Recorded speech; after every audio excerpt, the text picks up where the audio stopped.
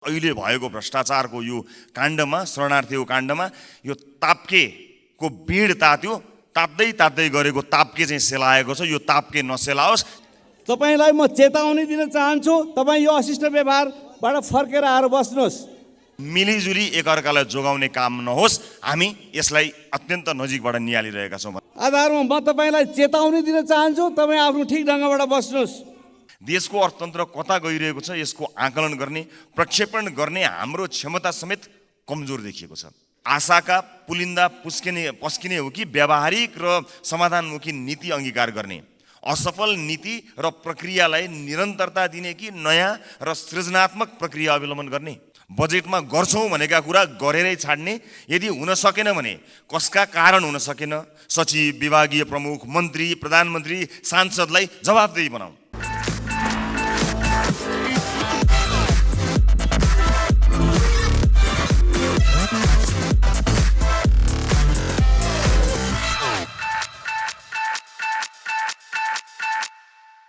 सम्माननीय सभामुख महोदय, म सबैभन्दा पहिला उपनिर्वाचन मार्फत हामीलाई थपिएको मत र थपिएको सिटसहित अतिरिक्त जिम्मेवारी दिनुहुने श्रद्धेय चितवन र तनहुँका आम मतदाताहरूलाई धन्यवाद दिन चाहन्छु।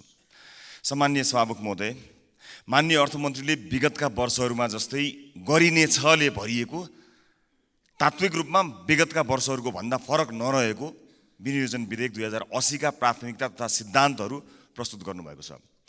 विगत केही वर्षका यिनै दस्तावेज लिएर केही वाक्य र शब्दहरूको हेरफेर गरी प्रस्तुत गरिने नियमित कर्मकाण्डी दस्तावेजकै रूपमा यो आएको हामीले ठानेका छौँ। अहिले अर्थतन्त्र असाधारण अवस्थामा छ।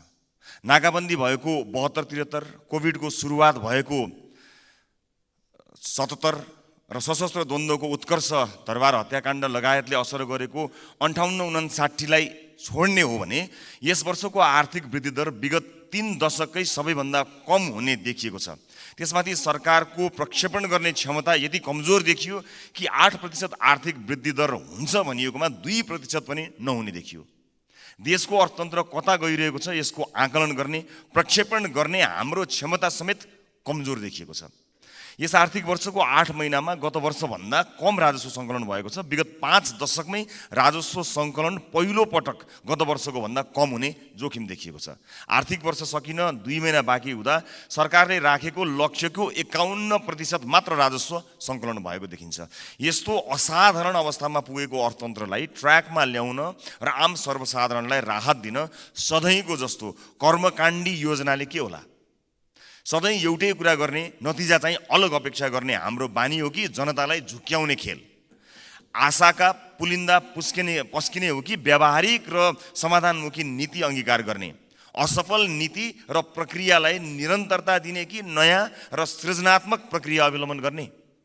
वर्षेनी गरिनेछ भनिने तर पुरा नगरिने बजेटले राज्यप्रति जनताको विश्वास कसरी बढाउँछ? सम्माननीय सभामुख महोदय, माननीय अर्थमन्त्रीज्यूले अर्थतन्त्र र बजेट प्रणालीमा देखिएका विद्यमान समस्या र चुनौतीहरूलाई धेरै विश्व आर्थिक घटनाहरू र केही आन्तरिक कारणले गर्दा भन्नुभएको छ।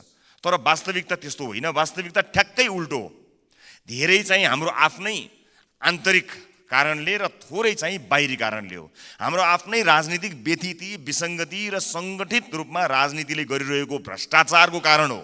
योजनाहरू समयमा पुरा नहुनु र पुरा भएका योजनाहरूले पनि आशातीत प्रतिफल नदिनु, वित्तीय क्षेत्रको स्रोत अनुत्पादक क्षेत्रमा बढ्नु, गैरकानुनी व्यापार, तस्करी, कर छली बढ्नु सरकारी संयन्त्रको असक्षमता र बेइमानीको कारण हो। बाह्य कारण देखाएर हामी उम्कन मिल्दैन। समग्रमा विनियोजन विधेयक 2080 का सिद्धान्त र प्राथमिकता पनि विगतका असफल आर्थिक नीतिको निरन्तरता हुन पुगेको छ। यसले नेपाली समाजको आजको समस्याको समाधान दिने देखिँदैन। सङ्कटग्रस्त नेपाली अर्थतन्त्रलाई सुधार गरेर देशको आर्थिक अवस्था बलियो बनाउने खालको यो बिल्कुलै छैन। सभामुख महोदय, अब म यस विनियोजन विधेयक 2080 का प्राथमिकता तथा सिद्धान्तहरूका सन्दर्भमा केही सुझावहरू राख्ने अनुमति चाहन्छु। असाधारण समय छ, स्रोतको सीमितता छ। यसपालि असाधारण रूपमा साधारण खर्च कटौती गरौँ। बजेटमा गर्छौँ भनेका कुरा गरेरै छाड्ने, यदि हुन सकेन भने कसका कारण हुन सकेन, सचिव, विभागीय प्रमुख, मन्त्री, प्रधानमन्त्री, सांसदलाई जवाफदेही बनाऊ। क्रियाकलाप होइन, नतिजाको आधारमा कार्य सम्पादन मूल्याङ्कन गरौँ। सार्वजनिक सेवा प्रवाहमा सूचना प्रविधिको व्यापक प्रयोग गरौँ। सामान्य दर्ता, स्वीकृति, भुक्तानी आदि पूर्ण रूपमा स्वचालित र प्रविधिको माध्यमबाट गर्न सकेका सबै प्रवाह चुस्त दुरुस्त हुन्छ र भ्रष्टाचार पनि कम हुन्छ। ई गभर्नेन्सलाई राष्ट्रिय प्राथमिकताको योजना बनाई यसलाई अगाडि बढाउँ। विदेशी लगानी भित्र्याउन हामी छिमेकी मुलुकसँग प्रतिस्पर्धा गर्नुपर्ने अवस्था छ।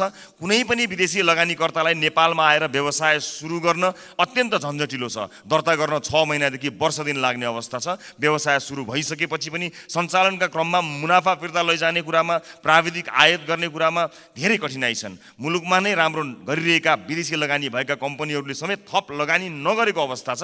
यसलाई सुदृढीकरण गर्नुपर्छ। त्यसैले मात्र मुलुकमा उद्यमशीलता प्रोत्साहन गर्छ र थप पुँजीलाई आकर्षित गर्नका साथै पुँजी पलायन रोक्छ।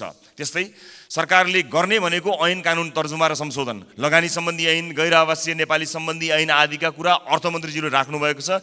यी 3 महिनाभित्र सरकारले संसदमा पेश गरोस्। आगामी आर्थिक वर्षको पहिलो त्रैमासमा यी जरुरी ऐन कानुन निर्माण हो। फरक तरिकाले सके सभामुख महोदय 1 मिनट पनि लगाउँदिन। फरक तरिकाले काम गर्न सकिएन भने फरक नतिजा आउँदैन। अहिलेको सङ्कटबाट मुलुकलाई पार लगाउन माननीय अर्थमन्त्रीज्यूले विनियोजन विधेयकमा के फरक प्राथमिकता र सिद्धान्त लिनुभएको छ, यो संसदलाई विस्तृत व्याख्यासहित जवाफ दिनुपर्छ। माननीय अर्थमन्त्रीज्यूले प्रस्तुत गर्नुभएको विनियोजन विधेयक 2080 का सिद्धान्त र प्राथमिकताबाट हामी कति पनि विश्वस्त हुन सकेका छैनौँ। सम्मानीय सभामुख महोदय, जाँदै म मेरो निर्वाचन क्षेत्रमा भएको दुःखद घटनामा यो शङ्कर कणेल आत्महत्या प्रकरणको छानबिन होस् र न्याय मिलोस् पीडितलाई भन्ने कुराको आवाज पनि उठाउन चाहन्छु। र अहिले भएको भ्रष्टाचारको यो काण्डमा, शरणार्थीको काण्डमा यो ताप्केको भिड तात्दै गरेको ताप्के चाहिँ सेलाएको छ। यो ताप्के नसेलाओस्। सिङ्गो देश र अन्तर्राष्ट्रिय समुदायले हेरेको छ। दोषी कोही पनि नउम्कियोस्। मिलिजुली एकअर्कालाई जोगाउने काम नहोस्। हामी यसलाई अत्यन्त नजिकबाट निहालिरहेका छौँ भन्दै बिदा चाहन्छु। धन्यवाद। मान्य सदस्यहरू, हाम्रो बैठक सञ्चालन सम्बन्धीको नियमहरूलाई ख्याल गरौँ। समय लिएर बोल्ने व्यवस्थालाई ध्यान दिनु हुन म अनुरोध गर्छु। म मान्य सदस्यलाई हाम्रो नियमावलीको धारा 20 को नियम 20-21 त्यसको खण्डतिर ध्यान आकर्षित गर्न चाहन्छु र माननीय सदस्य बसौँ र बसेर तपाईँहरू यो बैठकका नियमित कारबाहीलाई सहयोग गर्नुहुन म अनुरोध गर्छु। माननीय सदस्य, तपाईँलाई बोल्न समय दिएको छैन। त्यसले गर्दाखेरि अहिले हाम्रो नियमावली 2079 को नियम 20 को खण्ड झ अनुसार म माननीय सदस्यहरूलाई बसेर यो बैठक सञ्चालन गर्नको लागि, बैठकको नियमलाई पालन गर्नको लागि अनुरोध गर्दछु। माननीय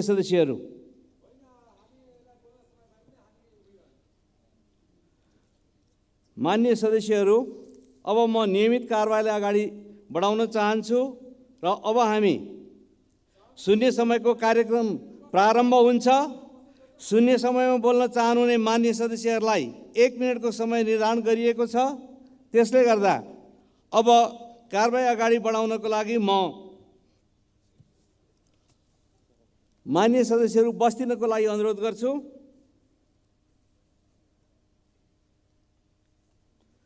यो बैठकको मर्यादालाई कायम गर्नको लागि मान्य सदस्यहरू बसिदिनको लागि म अनुरोध गर्छु। मान्य सदस्य, तपाईँ बस्दिनुहोस्।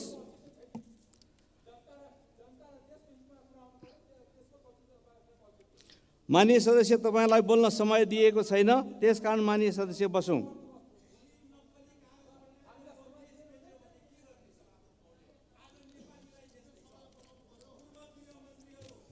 माननीय सदस्यहरू बसौँ। माननीय सदस्य, म तपाईलाई हाम्रो नियमावलीको नियम 21 को खण्ड घ आकर्षित गर्न चाहन्छु। माननीय सदस्य, तपाईँ अशिष्ट, अश्लील, अपमानजनक, आपत्तिजनक व्यवहारहरू नदेखाउनुहोस्, त्यस्तो अभिव्यक्ति नगर्नुहोस्। त्यसले गर्दाखेरि तपाईँलाई माननीय सदस्य अमरेश कुमार सिंह तपाईँले जुन व्यवहारहरू देखाइरहनु भएको छ त्यसले गर्दा हाम्रो नियम 30 को आधारमा म तपाईँलाई चेतावनी दिन चाहन्छु। तपाईँ आफ्नो ठिक ढङ्गबाट बस्नुहोस्। तपाईँलाई म चेतावनी दिन चाहन्छु। तपाईँ यो अशिष्ट व्यवहारबाट फर्केर आएर बस्नुहोस्। ल माननीय सदस्य, म बैठकबाट माननीय सदस्य अमरेश कुमार, तपाईँ शिष्ट व्यवहार देखाउनुहोस्। तपाईँ असभ्य व्यवहार नगर्नुहोस्। तपाईँलाई मैले चेतावनी दिन्छु, तपाईँ फर्किनुहोस्।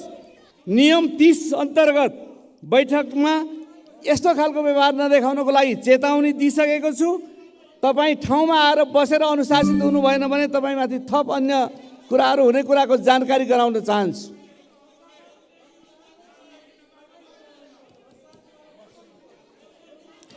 माननीय सदस्यहरू बस्नुहोस्। तपाईँ बस्नुहोस्।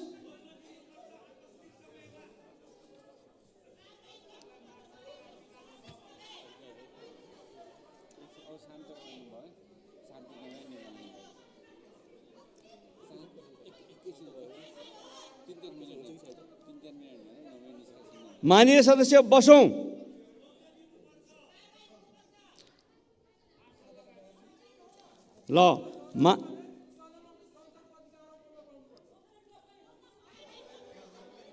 माननीय सदस्यहरू, अब नियमित बैठकको कारबाहीको लागि सहयोग गर्नुहोस्। यहाँहरू आफ्नो ठाउँमा सभ्य ढङ्गबाट बसेर नियमको पालना गरेर अगाडि बढिन्छ। बसौँ। माननीय सदस्यहरू बसौँ।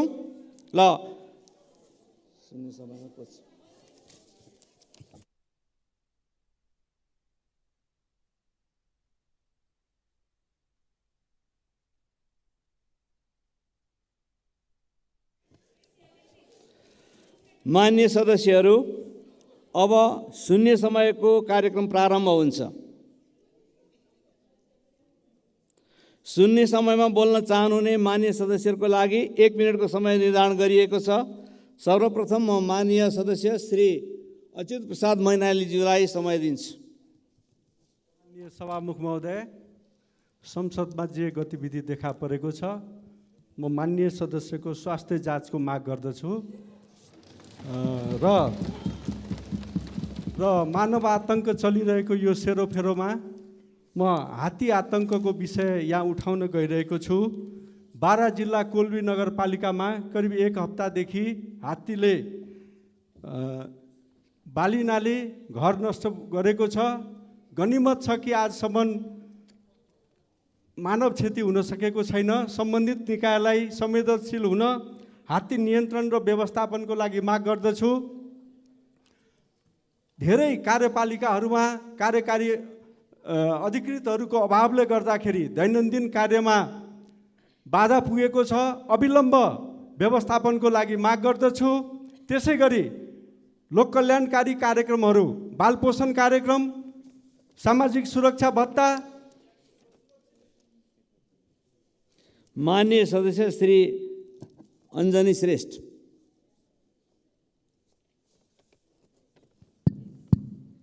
सम्मानित सभामुख महोदय,